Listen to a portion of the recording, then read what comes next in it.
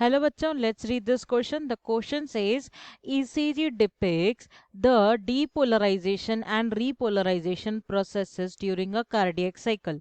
In the ECG of a normal healthy individual, one of the following waves is not represented.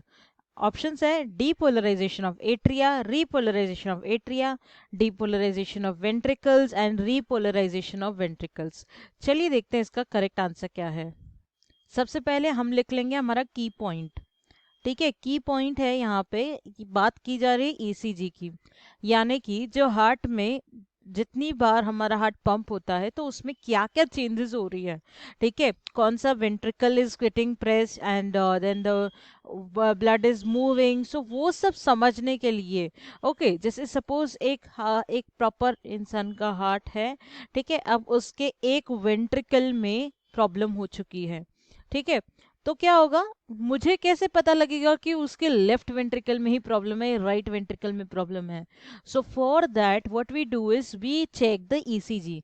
ECG में क्या होता है, हर एक एट्रिया एंड वेंट्रिकल्स का पोलराइजेशन रिपोलराइजेशन का हमें पता लगता है टू एन एक्सटेंट। ओके, पर कुछ कुछ पार्ट्स हमें नहीं पता लगता है। चलिए देखते हैं, अभी हमारा क्वेश्चन यही है कि हमें बताना है कौन सी चीज नहीं दिखाई देगी एक हेल्दी इंडिविजुअल में।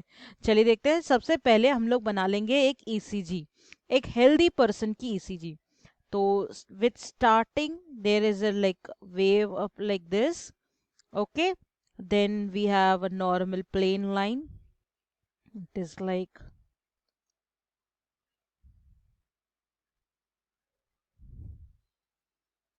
Okay, this is a rough diagram to understand. अब हम लोग इसके पार्ट्स लिख लेते हैं। यहाँ पे जो रहता है, this way it is voltage. Okay, this is voltage and this way if we go it is time.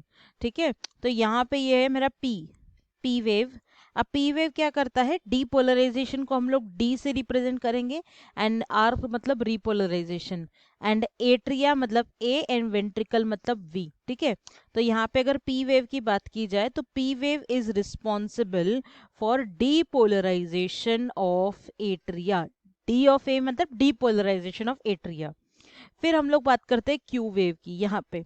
तो क्यू वेव क्या करती है, Q wave makes about tells about the delay.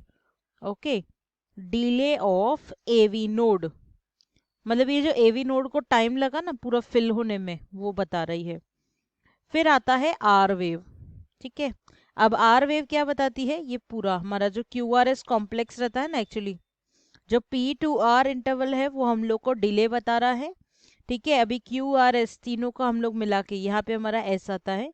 अगर ये तीनों का हम लोग बताएं तो ये बोलता है डीपोलराइजेशन ऑफ वेंट्रिकल्स। ठीक है, यानी कि I will write here Q R S wave. इसमें क्या हो रहा है, वेंट्रिकल्स आर गेटिंग डीपोलराइज्ड। फिर उसके बाद आता है टी वेव, यानी कि ये टी वेव का क्या काम रहता है, वेंट्रिकुलर रीपोलराइजेशन, मतलब आर ऑफ वी लिख देते हैं हम लोग, तो हमारा सब एक ही फॉर्म में रहेगा, R of V repolarisation of ventricles. Okay, it means back to the normal. अब आता है S T, last one is S T, ये पार्ट है ना जो एस टी वेव। तो ये एस टी वेव क्या करता है, बिगनिंग ऑफ वेंट्रिकुलर रिपोलराइजेशन, मतलब ये बता रहा है कि यहाँ से यहाँ पे जो ट्रांसिशन हो रहा है ना, ये उसको डिनोट करता है। कभी भी ये प्लेन लाइंस है ना, तो मतलब या तो ये डिले या तो ट्रांजिशन को बता रहे हैं। ठीक है, तो हम लोगों ने इस वे से क्या कर दिया, एक नॉर्मल पर्सन की ईसीजी को रीड किया। ठीक है, अभी देखो इसमें सब कुछ हो गया, वे डिपोलराइजेशन ऑफ एट्रिया हो गया, depolarisation of ventricles, way repolarisation of ventricles हुआ, सिर्फ एक ही चीज नहीं हुई, वो हुआ रिपोलराइजेशन ऑफ एट्रिया। तो दैट इज अवर आंसर। एक बार फिर से रीड कर ले। The question was ECG depicts the depolarization and repolarization processes during the cardiac cycle. In the ECG of a normal healthy individual, one of the waves is not represented, and that is repolarization of atria. This is our correct answer. I hope you have understood. Well, all the best.